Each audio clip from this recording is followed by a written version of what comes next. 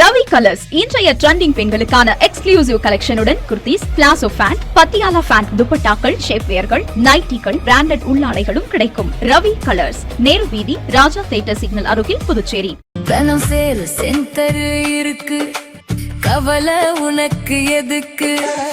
ஈஸியான இஎம்ஐ நமக்கு விலையும் ரொம்ப குறைவா இருக்கு. கூலர், ஃப்ரிட்ஜ், வாஷர் எல்லாம் வேற லெவல். கோஸ் பம்ப் தனம்ல ஏசி வாங்கி சம்மரை சில் பண்ணுங்க. தனம் சேல் சென்டர், காமராஜ் சாலை, பாண்டிச்சேரி. வணக்கம். முக்கிய செய்திகள்.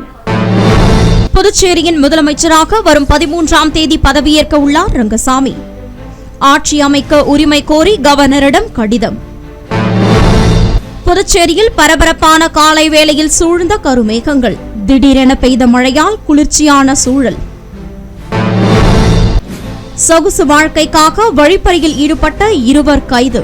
காவல்துறையினர் அதிரடி.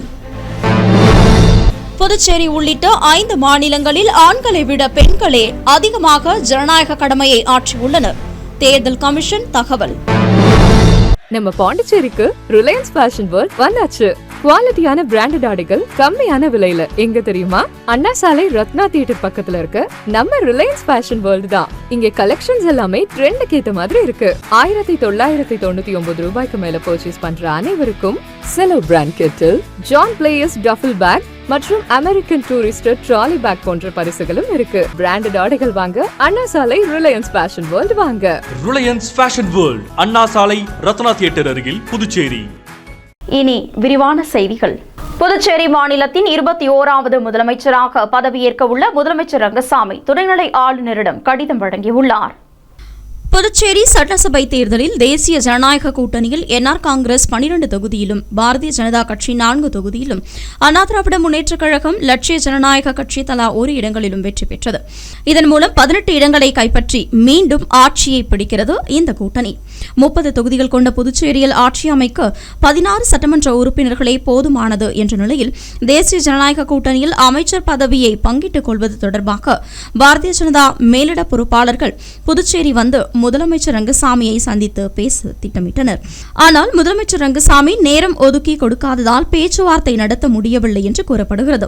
இதற்கிடையில் புதிய அரசாங்கம் அமைக்கும் வகையில் முதலமைச்சர் ரங்கசாமி தனது பதவியை ராஜினாமா செய்து அதற்கான கடிதத்தை துணைநிலை ஆளுநர் கைலாசநாதனிடம் வழங்கியுள்ளார். இந்நிலையில் தேசிய ஜனநாயக கூட்டணி கட்சிகளுடனான ஆலோசனை கூட்டம் நடைபெற்றது. இதனைத் தொடர்ந்து தேசிய ஜனநாயக கூட்டணி தலைவராக முதலமைச்சர் ரங்கசாமி மீண்டும் தேர்வு செய்யப்பட்டார். தொடர்ந்து அவரது தலைமையில் ஆட்சி அமைக்க கூட்டணி கட்சிகள் ஆதரவு கடிதங்களையும் வழங்கியது. இதனைத் தொடர்ந்து சட்டமன்ற உறுப்பினர்களின் ஆதரவு கடிதத்துடன் ரங்கசாமி மே 8ஆம் தேதி மாலை 5:20 கவர்னர் மாளிகைக்கு என்ஆர் காங்கிரஸ் மற்றும் பாரதிய ஜனதா, அண்ணா திராவிட முன்னேற்றக் கழகம், லட்சிய ஜனநாயக கட்சி சட்டமன்ற உறுப்பினர்களுடன் சென்றார். அப்போது துணைநிலை ஆளுநர் கைலாசநாதனிடம் தன்னை முதலமைச்சராக்க 18 சட்டமன்ற உறுப்பினர்கள் ஒருமனதாக தேர்வு செய்த கடிதத்தை வழங்கி ஆட்சி அமைக்க உரிமை கோரியுள்ளார். மேலும் தங்களை ஆட்சி அமைக்க அழைக்குமாறும் கேட்டுக் கொண்டார்.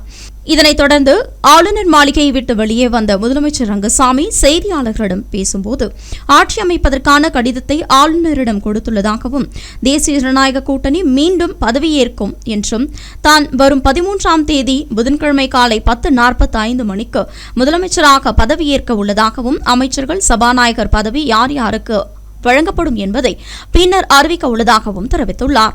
பதவியேற்பு விழா ஆளுநர் மாளிகையில் நடைபெற உள்ளது என்றும், இதற்கான ஏற்பாடுகளை அதிகாரிகள் தீவிரமாக செய்து வருகின்றனர் என்றும் தெரிவித்துள்ளார்.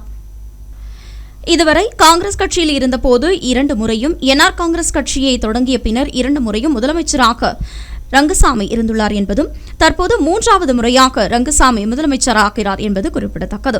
மேலும் புதுச்சேரி மாநிலம் உருவானது முதல் 21வது முதலமைச்சராக ரங்கசாமி பொறுப்பேற்க இருப்பது குறிப்பிடத்தக்கது.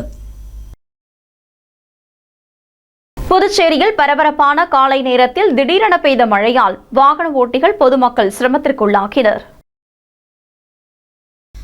புதுச்சேரியில் சித்திரை மாதம் துவங்கிய முதலிலிருந்தே வெயில் வாட்டி வதைக்க துவங்கியது. இந்நிலையில் அக்னி நட்சத்திரம் துவங்கியுள்ள நிலையில் வெயிலின் தாக்கம் அதிகரிக்கக்கூடும் என்ற அச்சத்தில் பொதுமக்கள் பிற்பகல் வேளையில் வெளியில் வருவதை தவிர்த்து வருகின்றனர். மேலும் வெப்பத்தின் தாக்கத்தை குறைக்கும் வகையில் கடந்த சில தினங்களாக இரவு நேரங்களில் மழை பெய்து வருவது பொதுமக்களிடையே மகிழ்ச்சியை ஏற்படுத்தியுள்ள நிலையில் மே 9ஆம் தேதி காலை வானம் மழை மேகங்களால் திரண்டு இருண்டு காணப்பட்டதோடு திடீரென பரபரப்பான காலை வேளையில் பரவலாக மழை பெய்ய தொடங்கியது. இதனால் குளிர்ச்சியான சூழல் படரத் தொடங்கிய நிலையில் பரபரப்பான காலை வேளையில் திடீரென பெய்த மழையால் வேலைக்கு செல்வோர், வாகன ஓட்டிகள் என பலரும் அவதிக்குள்ளாகினர். புதுச்சேரி வில்லியனூர் பகுதியில் சொகுசு வாழ்க்கைக்காக நகைப்பறிப்பில் ஈடுபட்ட 2 குற்றவாளிகளை காவல்துறையினர் அதிரடியாக கைது செய்தனர். வில்லியனூர் காவல் நிலையத்திற்குட்பட்ட 2 இடங்களில் கடந்த சில தினங்களுக்கு முன்பு செயின் பறிப்பு சம்பவங்கள் நடந்தது. இதனையடுத்து குற்றவாளிகளை பிடிப்பதற்காக மேற்கு காவல்துறை கண்காணிப்பாளர் சுப்பிரமணியன் உத்தரவின் அடிப்படையில் வில்லியனூர் ஆய்வாளர் கலைச்செல்வன், துணை ஆய்வாளர் திருமுருகன் தலைமையிலான காவல்துறையினர் அருமார்த்தபுரம் பைபாஸ் மானவெளி சாலை சந்திப்பு பகுதியில் வாகன சோதனையில் ஈடுபட்டனர். அப்போது அந்த வழியாக இருசக்கர வாகனத்தில் வந்த 2 வாலிபர்கள் காவல்துறையினரை கண்டதும் தப்பிக்க முயன்றுள்ளனர். அவர்களை மடக்கி பிடித்த காவல்துறையினர் விசாரணை மேற்கொண்டனர். அப்போது அவர்கள் தமிழக பகுதியான ஆலங்குப்பம் கிராமத்தை சேர்ந்த அபினேஷ் என்பதும் மற்றொருவர் திருபுவனையை சேர்ந்த பாலாஜி என்பதும் தெரியவந்துள்ளது. இதில் அபினேஷ் மீது தமிழக பகுதியில் 30க்கும் மேற்பட்ட வழக்குகள் நிலுவையில் உள்ளது. மேலும் பாலாஜி மீது போக்சோ வழக்கு உள்ளிட்ட பல்வேறு வழக்குகள் நிலுவையில் உள்ளது. இருவரும் சிறையில் இருந்தபோது நட்பு ஏற்பட்டு பல்வேறு குற்ற சம்பவங்களில் ஈடுபட்டு வந்ததும் விசாரணையில் தெரியவந்தது. தொடர்ந்து அவர்கள் பறித்து சென்று தங்க செயினை அடகு கடையில் வைத்து பணம் பெற்று அந்த பணத்தின் மூலமாக அபினேஷ் தனது தாய்க்கு நகை வாங்கியதும் சொகுசு வாழ்க்கை வாழ்வதற்கு வழிப்பறியில் ஈடுபட்டதும் தெரியவந்தது. மேலும் அவர்கள் ஓட்டி வந்தது திருட்டு வாகனம் என்பதும் தெரியவந்துள்ளது. இதனைத் தொடர்ந்து அவர்களை கைது செய்த காவல்துறையினர் அவர்கள் மீது வழக்கு பதிவு செய்து நீதிமன்றத்தில் ஆஜர்படுத்தி காலாப்பட்டு மத்திய சிறையில் அடைத்துள்ளனர். நடந்து முடிந்த சட்டமன்ற தேர்தலில் 5 மாநிலங்களிலும் ஆண்களை விட பெண்களை அதிகம் வாக்களித்துள்ளதாக தேர்தல் கமிஷன் தெரிவித்துள்ளது. புதுச்சேரி, தமிழ்நாடு, கேரளம், மேற்கு வங்காளம், அசாம் உள்ளிட்ட 5 மாநிலங்களில் சமீபத்தில் சட்டசபை தேர்தல் நடந்தது. முன்னதாக இந்த மாநிலங்களில் வாக்காளர் பட்டியல் சிறப்பு தீவிர திருத்தமும் நடைபெற்றது. இதனால் இந்த மாநிலங்களில் வரலாறு காணாத வாக்குப்பதிவு நடைபெற்றது. அதோடு ஆண்களை விட அதிக எண்ணிக்கையில் பெண் வாக்காளர்களே ஜனநாயக கடமையை ஆற்றியுள்ளதாக தேர்தல் கமிஷன் தகவல் வெளியிட்டுள்ளது.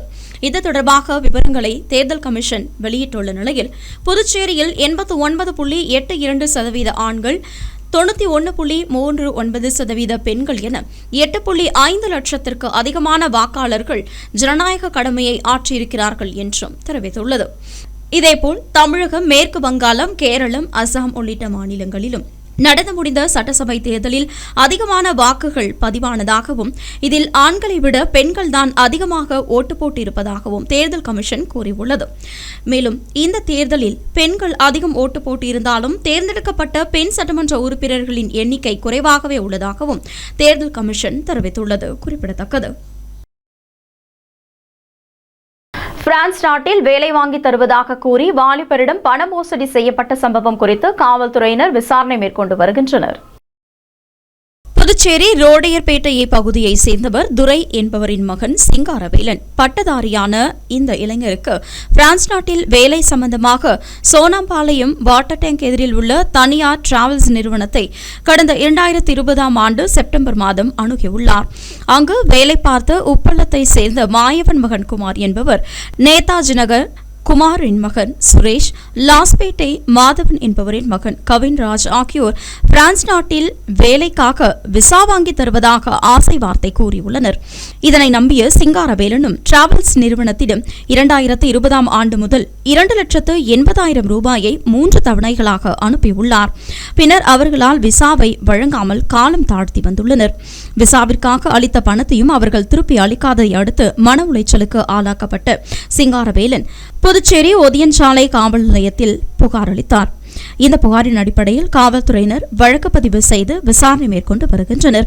பிரான்ஸ் நாட்டில் வேலை வாங்கி தருவதாக இளைஞரிடம் 2,80,000 ரூபாய் பண மோசடி செய்த 3 பேர் மீது காவல்துறையினர் வழக்கு பதிவு செய்து விசாரணை மேற்கொண்டு வருகின்றனர்.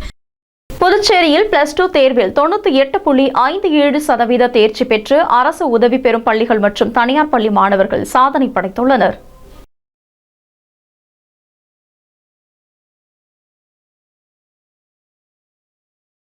புதுச்சேரியில் உள்ள அரசு பள்ளிகள் அனைத்திலும் மாணவர்கள் மத்திய அரசின் போட்டித் தேர்வுகளை எதிர்கொள்ளும் விதமாக சிபிஎஸ்இ பாடத்திட்டம் பின்பற்றப்பட்டு வருகிறது. இந்நிலையில் புதுச்சேரி, காரைக்கால் பகுதிகளில் உள்ள தனியார் பள்ளிகள் மற்றும் அரசு உதவி பெறும் பள்ளிகளில் தமிழக அரசின் பாடத்திட்டம் பின்பற்றப்பட்டு வருகிறது.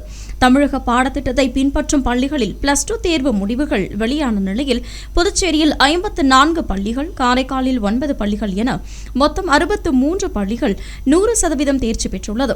புதுச்சேரி, காரைக்காலில் 3890 மாணவர்கள், 3607 மாணவர்கள் என மொத்தம் 7497 பேர் தேர்வு எழுதினர். இவர்களில் 3811 மாணவர்கள், 3579 மாணவிகள் என 7390 பேர் தேர்ச்சி பெற்றுள்ள நிலையில் இந்த தேர்ச்சி விகிதம் 98.57 உள்ளது.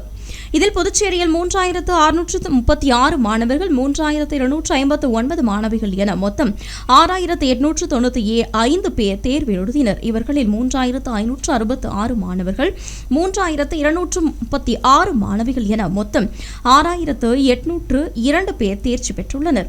இது 98.65% உள்ளது. இதேபோல் காரைக்கால் 254 மாணவர்கள், 348 மாணவிகள் என மொத்தம் 602 பேர் தேர்வு எழுதினர். இவர்களில் 245 மாணவர்கள், 343 மாணவிகள் என மொத்தம் 588 பேர் தேர்ச்சி பெற்றுள்ள நிலையில் 97.67% உள்ளது. இதன் மூலம் காரைக்காலை விட புதுச்சேரி பிரதேச மாணவர்களின் தேர்ச்சி 0.98% அதிகமாக உள்ளது. மேலும் 500 மாணவர்கள் 100க்கு 100 மதிப்பெண்கள் பெற்றுள்ளனர் என்பதும் குறிப்பிடத்தக்கது. கம்பன் கலையரங்கில் நடைபெற்ற 2ஆம் நாள் விழாவில் மாற்றுத்திறனாளி மாணவர்களுக்கு பரிசுகள் வழங்கப்பட்டது.